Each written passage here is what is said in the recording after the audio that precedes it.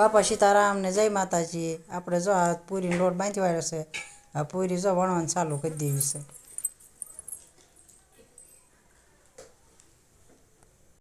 જો હવે આપણે લોટ બંધાઈ ગયો છે, પૂરી વણવા માંડીએ।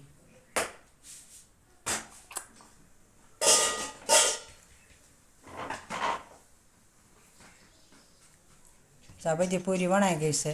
હવે આપણે શક્કરપારાનો લોટ બાંધી નાખીએ।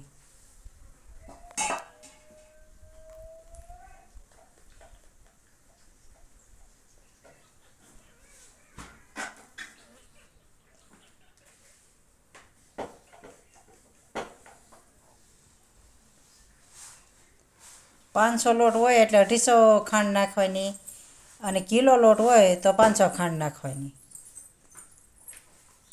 એટલે માપે ગળ્યા થાય। હવે આપણે લોટ સાળી નાખીએ।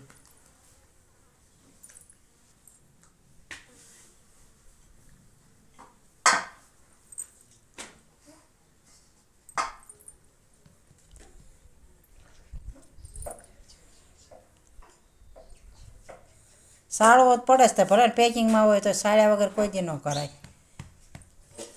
હવે મોણ નાખી દઈએ।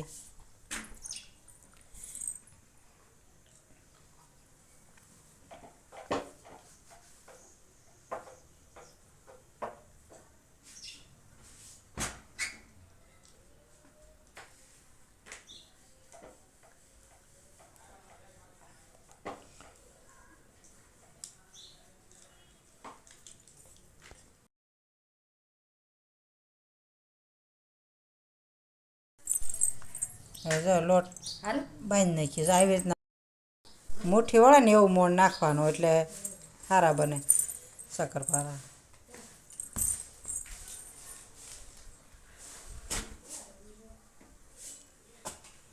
ખાંડનું પાણી ગાળી નાખીએ આપણે જો, અને હવે બાંધી નાખીએ લોટ।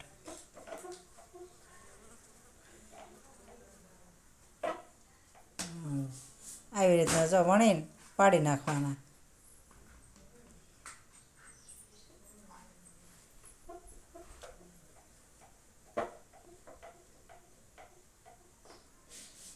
બધા આવી રીતના કમ્પ્લીટ થઈ જાય પછી તળી નાખવાના। જો આવી રીતના છૂટા છૂટા રાખવાના, એટલે ભેગા ન થઈ જાય।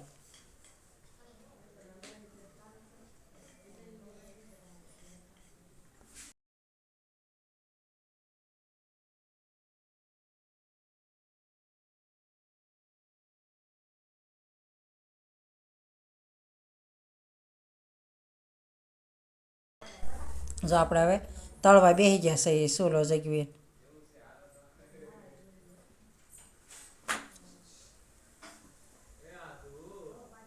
ગુલાબી કલર થાય ને ત્યાં સુધી તળાવા દેવાના। જો શક્કરપારા તળાઈ ગયા, હવે આપણે પૂરીઓ તળી નાખીએ।